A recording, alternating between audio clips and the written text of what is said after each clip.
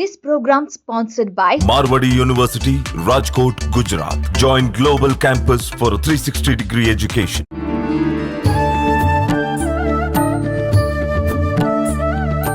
నమస్కారం, welcome to I dream. ధర్మ మార్గం కార్యక్రమానికి స్వాగతం. నేను విజేత. ప్రస్తుతం మనతో పాటు ఉన్నారు ప్రముఖ జ్యోతిష్యులు శ్రీ నందిబట్ల శ్రీహరి శర్మ గారు. ఇప్పుడు గురుగారితో మాట్లాడి మన సందేహాలన్నింటినీ నివృత్తి చేసుకుందాం. నమస్కారం గురుగారు. వాగర్థావివ సంపృక్తౌ వాగర్థ ప్రతిపత్తయే జగతః పితరౌ వందే పార్వతీ పరమేశ్వరౌ. సదాశివసమారంభాం శంకరాచార్య మధ్యమాం అస్మదాచార్య పర్యంతం వందే గురు పరంపరాం. ఆదిత్యాయ చ సోమాయ మంగళాయ బుధాయ చ గురుశుక్ర శనిభ్యశ్చ రాహవే కేతవే నమః. శృంగేరి పీఠాధిపతులకి, కంచి పీఠాధిపతులకి నమస్కారములు తెలియజేసుకుంటూ కార్యక్రమాన్ని ప్రారంభిద్దాం. గురుగారు, ముఖ్యంగా మనకు శ్రావణ మాసం అనగానే నిత్య దీపారాధన ప్రతి ఒక్క రోజు కూడా మనకి ఇంపార్టెంటే. ఆ దీపారాధన, దైవారాధనతో పాటు వ్రతాలు కూడా ఆచరిస్తూ ఉంటారు. అందులో భాగంగా తీసుకుంటే మంగళ గౌరి వ్రతం ఒకటి. ఈ వ్రతాన్ని ఎవరు ఆచరించాలి? వివాహం కాని వాళ్ళ, లేదు ఎవరైనా ఆచరించవచ్చా?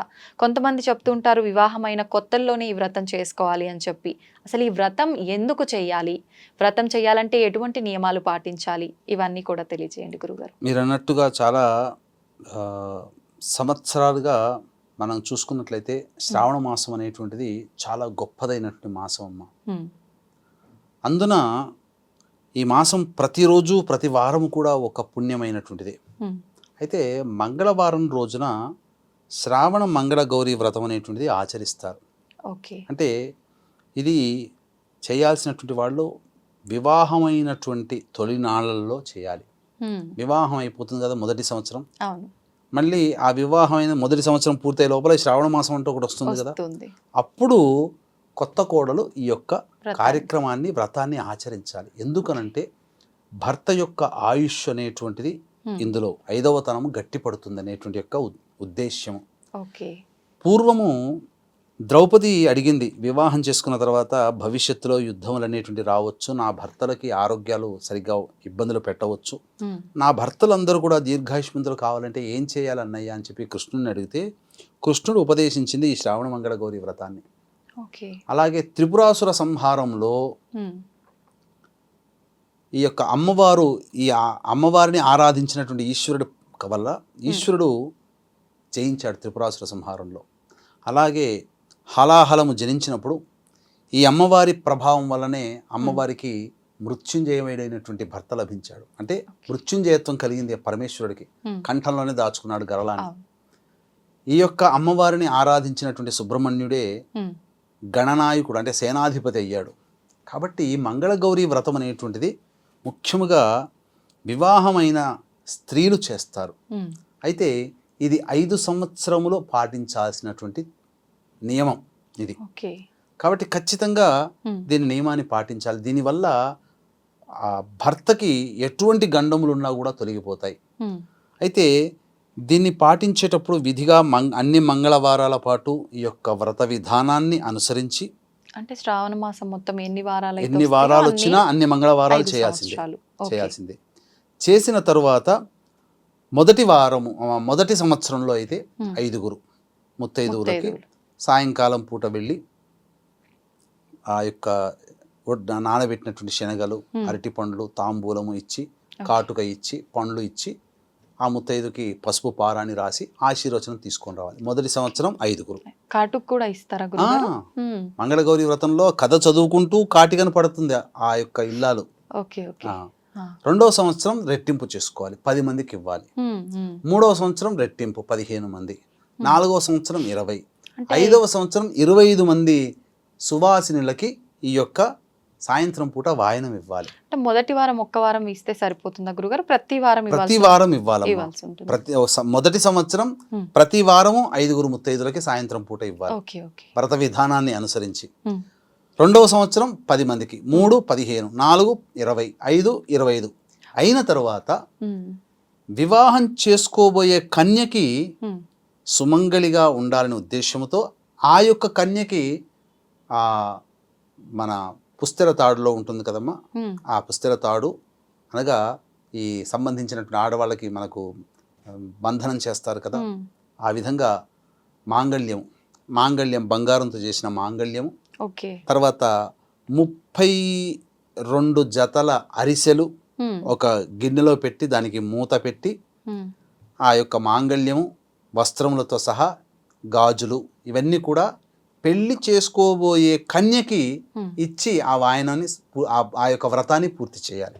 అంటే ఆల్రెడీ వివాహం సెట్ అయ్యి పెళ్లి సమయంలో ఇవ్వాలి.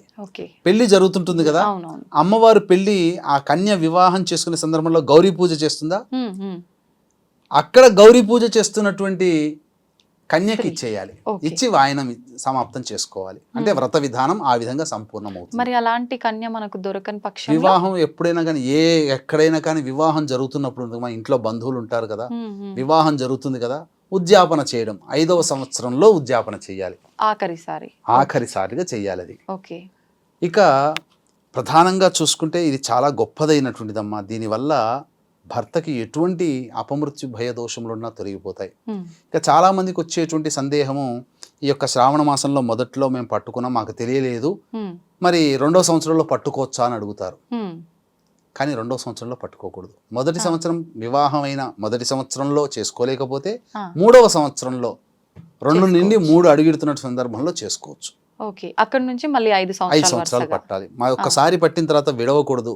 ఎందుకంటే ఆ దేవతకి కోపం వస్తుంది. కానీ ఒకప్పుడు కేవలము సాంప్రదాయమైనటువంటి కుటుంబాల్లోనే, ధనికుల కుటుంబాలలోనే ఈ యొక్క నియమాన్ని పాటిస్తున్నారు. కానీ వీక్షించేటువంటి ఐటీఎం ప్రేక్షకుల్లో మీ పిల్లల యొక్క 5వతనం గట్టిగా ఉండాలి అని అంటే ఈ వ్రతాన్ని మీరు కుల వర్గ విచక్షణ అనేది లేకుండా అందరూ ఆచరించండి. అందరికీ ఈ యొక్క ఫలితాన్ని మీరు అందించిన వాళ్ళు అవుతారనే ఉద్దేశంతోనే ఈ యొక్క రహస్యాన్ని మీకు అందరికీ తెలియచేస్తున్నాం. ఎందుకంటే శ్రావణ మాసం అనగానే చిన్న పెద్ద అనే తేడా లేకుండా అందరి ఇళ్లలో లక్ష్మీ పూజలు చేసుకుంటారు. కానీ మంగళగౌరి పూజలు చేసుకునే వాళ్ళు చాలా శాస్త్రీయమైన కుటుంబాల్లో తప్ప అందరూ చేసుకోలేరమ్మా. కాబట్టి ఈ యొక్క అవకాశం అందరికీ రావాలనేటువంటి ఉద్దేశంతో అందరికీ చెప్తున్నాను. అందరూ పాటించండి. ఇక గురువుగారు, ఈ వ్రతం పుట్టినింట్లో చేయాల్సి ఉంటుందా, మెట్టినింట్లో చేయాల్సి ఉంటుందా? మొదటిసారిగా తల్లి సహాయం తీసుకుంటూ పుట్టినింట్లో చేసుకునే వెసులుబాటు ఉంటే పుట్టినింట్లో చేసుకోవచ్చు. లేదు మెట్టినింట్లో ఉన్నాము అని అంటే మెట్టినింట్లో చేసుకోవచ్చు. కానీ మొదటిసారి చేస్తున్నప్పుడు వాయనం ఏదైతే ఉంటుందో తల్లికి, వదినలకి, ఆడపడుచులు ఉంటారు కదా, వాళ్ళకి, అత్తలకి, వీళ్ళకి ఇవ్వవచ్చు. మొదటిది ఇచ్చిన తర్వాతనే మిగతా బయటకి వెళ్ళాలి, బయట సువాసినులకు ఇవ్వాలి. అయితే చాలా మందికి ఇందులో ఈ 4 వారాలు చేసుకునే సందర్భంలో ఏమైనా అడ్డంకులు వస్తే ఎట్లా అని అంటారు. ఈ అడ్డంకులు వచ్చినప్పుడు అంటే రజస్వల అయిన సందర్భం కావచ్చు, ఋతుక్రమం అనగా ప్రకృతి ధర్మంగా మనం ఏం చేయలేం. ఇబ్బంది కలిగినప్పుడు తర్వాత వచ్చే నెలలో భాద్రపద మాసం ఉంటుంది కదమ్మా, ఆ భాద్రపద మాసంలో మంగళవారం నాడు చేయాలి. అంటే పౌర్ణమి లోపల మీరు ఎన్ని నష్టపోతారో అన్ని నష్టపోయినది భాద్రపద మాసం పౌర్ణమి లోపల చేసేయాలి. పౌర్ణమి దాటకూడదు. ఈ విధంగా చేసుకోవాలి. దీనికి సంబంధించినటువంటి అద్భుతమైనటువంటి మంగళగౌరి వ్రత కథ ఒకటి ఉందమ్మా. పూర్వము ఒక గొప్ప మంచి పుణ్య దంపతులైనటువంటి బ్రాహ్మణ దంపతులు శివారాధన చేసుకుంటూ ఈశ్వరానుగ్రహం అందరికీ ఉండాలి, సంతానం కోసం ఎదురు చూస్తూ ఈశ్వరుణ్ణి ప్రార్థిస్తూ ఉంటారు. తపస్సు చేస్తున్నట్టే లెక్క. వారి యొక్క ప్రార్థనలకు మెచ్చినటువంటి ఈశ్వరుడు ప్రత్యక్షమై స్వప్నంలో 5వతనము లేనటువంటి స్త్రీ కావాలా, అల్పాయుష్యుడైనటువంటి పుత్రుడు కావాలా అని అంటే పున్నామ నరక నుంచి దాటించేవాళ్ళు పుత్రుడు కాబట్టి పుత్రుడినే కోరుకున్నారు. రాగానే జన్మిస్తాడు, కొంతకాలానికి గర్భవతి అవుతుంది, పుత్రుడు జన్మిస్తాడు, సలక్షణమైనటువంటిది. ఇక 11వ రోజు పూర్తి కాకముందే యమభటులు వస్తారు. అప్పుడు వేడుకుంటుంది, కనీసం నోరారా అమ్మాని పిలవందే మానవుడు కాలేడు, కాబట్టి పలుకులు వచ్చేంత వరకు నా కొడుకుని కాపాడండి అని చెప్పగానే అట్లనే వెళ్ళిపోతారు. పలుకులన్నీ వచ్చేంత వరకు కూడా ఉంటారు. యమభటులు రాగానే చక్కగా జన్మించినటువంటి కొడుకుకి ఉపనయన సంస్కారం చేస్తే కానీ నేను తండ్రిని కాలేను, కాబట్టి వీడు కూడా ద్విజన్మ అనేటువంటిది రాదు, కాబట్టి ఉపనయన సంస్కారం అయ్యేంత వరకు మీరు మా వాడి ఆయుష్ను కాపాడండి అంటే యమభట్లు అలాగని వెళ్ళిపోతారు. ఉపనయనం అయ్యేంత వరకు ఉంటుంది. ఉపనయనం అవుతుంది. ఉపనయనం అయిపోయిన తర్వాత కొంతకాలానికి, కొన్ని రోజులకి తల్లి ఏడుస్తుంది. ఎందుకమ్మా ఏడుస్తున్నావు ఇట్లానంటే, నాయనా నీకు ఇట్లా వరం అనేటువంటిది జరిగింది, నువ్వు ఇలా అల్పాయుష్యుడికి కోరుకున్నాము, అందుకనే ప్రతి సందర్భంలో నిన్ను పట్టుకొని వెళదాం అనుకున్న సందర్భంలో కల్లా మేము మళ్ళీ ప్రాధేయపడితే వాళ్ళు వదిలిపెట్టారు. ఇక ఉపనయన సంస్కారం అయిపోయింది, ఇక ఎంత ప్రాధాయపడినా లేదు, ఇక నువ్వు మా నుంచి దూరం అవుతావు నాయన అని అంటే, అప్పుడు ఉపనయనం జరిగితే మనిషికి మేధస్సు సంస్కారం కలుగుతుంది కదమ్మా, జ్ఞానం వస్తుంది. ఆ జ్ఞానం కలిగినటువంటి ఆ బాలుడు, అమ్మ నేను ఎట్లాగో గొప్ప గొప్ప పుణ్యకార్యాలు చేయాలంటే నా శరీరం ఉండదు, కాబట్టి ఉన్నంతలోనే పుణ్యం చేసుకోవాలి, కాబట్టి నేను కాశీకి వెళ్తానమ్మా, కాశీకి వెళ్ళి విశ్వేశ్వరుని దర్శనం చేసుకొని వస్తాను, నువ్వు నాకు అనుజ్ఞ ఇవ్వమ్మా అని చెప్పి తల్లిదండ్రులు ఇద్దరిని వేడుకుంటాడు. వేడుకున్న తర్వాత ఇద్దరు ఓకే అని చెప్పేసేసి ఆశీర్వదించి వెంట మేనమామనిచ్చి పంపిస్తారు. అలా వెళుతూ వెళుతూ వెళుతూ ఉన్నప్పుడు అవంతి రాజ్యానికి చేరుకుంటారు. చేరుకున్న తర్వాత ఒక పూదోటలో సేద తీరుతుంటారు. ఆ పూదోటలోకి సాయం సంధ్యా సమయంలో ఆ రాజ్య కుమార్తె తన చెలికత్తెలతో వచ్చి బంతులాటలు ఆడుకుంటూ ఉండగా ఏదో ఘర్షణ జరుగుతుంది. అప్పుడు చెలికత్తెలు కొన్ని అపప్రదమైన మాటలు మాట్లాడతారు. నువ్వు విధవ వైపోవుగాక అనే అర్థం వచ్చేటట్టుగా, అంటే భర్త చనిపోవాలి పెళ్ళైన తర్వాత అనే అర్థం వచ్చేటట్టుగా తిట్లు తిడతారు. అంతటా ఆ బాలిక, మీ తిట్లేమీ సాగవు, మా అమ్మ ఈరోజు నాకు మా వాళ్ళు పెళ్లి నిశ్చయం చేశారు, మా అమ్మ నోచుకున్నటువంటి నోము ఈరోజు గౌరీ నోము, నాకు వాయనం ఇస్తుంది మా అమ్మ, కాబట్టి నాకు చక్కగా దీర్ఘాయుష్మంతుడైనటువంటి భర్తే లభిస్తాడు అని చెప్పి చెబుతుంది. చెప్పి ఆ పుట్టలో ఉన్నటువంటి పూలని వదిలేస్తే అవన్నీ చెట్టుకొమ్మ కతుక్కుంటాయి. ఇంతటా దూరం నుంచి ఆ బాలుడు చూస్తుంటాడు, మా అమ్మ నాన్న వాళ్ళందరూ నేను అల్పాయుష్యుడు అని చెప్పి బాధపడుతున్నారు కదా, నిజమే కావచ్చు, నేను ఈ అమ్మాయిని కనుక వివాహం చేసుకుంటే నేను మృత్యుంజయుడిని అవుతాను అని చెప్పి మనసులో అనుకుంటాడు. ఇదే విధముగా ఆ యొక్క పెళ్లికి సందర్భంగా వాళ్ళు వెళతారు. ఆ సమయంలో వివాహం చేసుకునేటువంటి వరుడు ఎవరైతే ఉన్నాడో అతను అనారోగ్య కారణం వల్ల నేను రాలేకపోతున్నాను, మా రాజ్యం నుంచి మేము రాలేకపోతున్నాం, వాయిదా వేసుకుందాం అని చెప్పి కబురంపుతారు. అంతటా ఆ రాజు చాలా బాధపడుతూ ఇది అవమానంగా భావిస్తాడు. భావించి ఊళ్ళో ఉన్నటువంటి వాళ్ళకిచ్చి వివాహం చేస్తే తెలిసిపోతుంది ఎవరు రావట్లేరు కనుక అని చెప్పి, అది తెలవకుండా ఉండాలంటే కొత్త వ్యక్తి ఎవరైనా ఉన్నారా చూడండి అని అంటే అప్పుడు ఈ మేనమామ అల్లుడు కనబడతారు. ఆ అబ్బాయికి ఇచ్చి వివాహం చేస్తారు, ఇతనే అనుకున్నటువంటి అని చెప్పి అందరి ముందర వివాహం చేస్తారు. చక్కగా వివాహం అయిన తర్వాత శయ్య నిద్రకు వెళతారు. ఉన్న తర్వాత ఆ అమ్మాయికి కలలో కనిపిస్తుంది అమ్మవారు. అమ్మ అంటే ఈ వివాహం అయిన తర్వాత ఆ రాజకుమారి తల్లి వాయనం ఇస్తుంది, గౌరీ వాయనం ఇచ్చిన తర్వాత ఆ అమ్మవారి అనుగ్రహం అమ్మాయి మీద ఉంది కాబట్టి కలలో కనిపించి, అమ్మ నీ భర్తకి ఈ రోజున ఒక పాము కాటేయబోతుంది, నువ్వు రక్షించుకో నీ భర్తని అని చెప్పి చెప్పడంతో దడాలమని మేలుకుంటుంది. చూడగానే భర్తని కాటు వేయడం కోసం త్రాచు పాము వస్తుంది. వెంబడే భర్త తొడ మీద కాలు పెట్టి పైన ఆ వాళ్ళ అమ్మ వాయనం ఇస్తుంది కదా, ఆ వాయనం ఇచ్చినటువంటి గిన్నె ఏదైతే ఉందో ఆ గిన్నెని తీసి ఆ పాముని పట్టుకొని ఆ గిన్నెలో పెట్టి రవిక గట్ట గుడ్డ చుడుతుంది. గుడ్డ జుట్టిన తర్వాత అది ఆ విధంగా పక్కకు పెట్టేస్తుంది. తర్వాత 2-3 రోజులకి మేనమామ అల్లుళ్ళు కాశీయాత్ర పోవాలి కాబట్టి వెళ్ళిపోయారు. వెళ్ళిపోయిన తర్వాత అప్పుడు వీళ్ళందరూ కూడా ఇక ఈ అమ్మాయికి వివాహం అయింది కదా, అప్పుడు అసలు ఉన్నటువంటి వ్యక్తి ఉన్నాడు కదా పెళ్లి కొడుకు, నేను పెళ్లి చేసుకోవడానికి వస్తున్నాము అని చెప్పి కబురు అంపుతాడు. అంపిన తర్వాత అప్పుడు పెళ్లికి ఏర్పాటు చేస్తుంటే నేను చేసుకోను, నేను మొట్టమొదటి నా మెడలో ఎవరు తాళి కట్టాడో ఆ వ్యక్తే నాకు భర్త అని చెప్తుంది. అంటే నీ భర్త ఏంటమ్మా సాక్ష్యం అంటే ఈ విధంగా చెప్తూ ఆ భర్త ఆయుష్ పోతుంది అనగానే ఇట్లా పాము ఇలా కరవడానికి వచ్చిందని చెప్పి అప్పుడు తాను ముడి వేసినటువంటి కుండలో ఉన్నది కదా తీస్తే అది బంగారు పాము అయి కూర్చుంటుంది. ఇక అప్పుడు అందరూ కూడా ఎవరు ఏం చేసి ఎంతటికీ ఆ అమ్మాయి చెప్పిన వినకపోతే నాకు ఆయనే భర్త అని అంటే, మరి ఎట్లా అమ్మాను అంటే నాకు 1 సంవత్సరం నాకు సమయం ఇయ్యి, కానీ నాన్న నేను చెప్పిన మాట ఒక పని చేయి నాన్న అని ఉంటుంది. నువ్వు 1 సంవత్సరం వరకు కూడా అన్నదాన కార్యక్రమం పెట్టు, వచ్చిన వాళ్ళకందరికీ నేను తాంబూలాలు ఇస్తుంటాను అని షరతు పెడుతుంది. సంవత్సరం వరకు నాకు సమయం ఇయ్యి, తర్వాత నేను నీ మాట వింటాను అంటుంది. ఈ లోపల అక్కడ మేనమామ అల్లుడు ఇద్దరు కూడా చక్కగా కాశీ దర్శనం చేసుకొని విశ్వనాథుని యొక్క అనుగ్రహాన్ని పొంది తిరుగు టపాలో వస్తుంటారు. వాళ్ళు వచ్చే సమయంలో ఇదివరకు గత సంవత్సరం ఎక్కడైతే దిగారో ఆ పూదోట దగ్గరనే అక్కడికే వస్తారు. అన్నదానం ఎలాగో జరుగుతుంది కదా, వచ్చి భోజనం చేస్తుంటారు. చేసిన తర్వాత తాంబూలం ఇచ్చాడు, ఇతనే నా భర్త అని చెప్పి గట్టిగా అరిచేస్తుంది ఆమె. అనగానే అందరూ చూసి నీ భర్తని రుజువేంటి అని అంటాడు. నా పెళ్లి రోజున నేను ఆయనకి తొడిగిన ఉంగరం ఉంది, తెప్పించండి అని చెప్పి తెప్పిస్తుంది. ఆ ఉంగరం ఆ అబ్బాయికి పెట్టగానే సరిపోతుంది. సరిపోయిన తర్వాత అందరూ కూడా రాజు వీళ్ళందరూ కూడా సంతోషంగా ఉంటారు. ఉన్న తర్వాత ఆ వ్రతాన్ని తల్లి అక్కడ ఆ అమ్మాయి చేత ఆచరింపచేస్తుంది. చేసిన తర్వాత ఆ పూజా విధానంలో కథ చదువుకుంటూ ఆ యొక్క కాటుకను పట్టుకునే విధానం ఉంటుంది.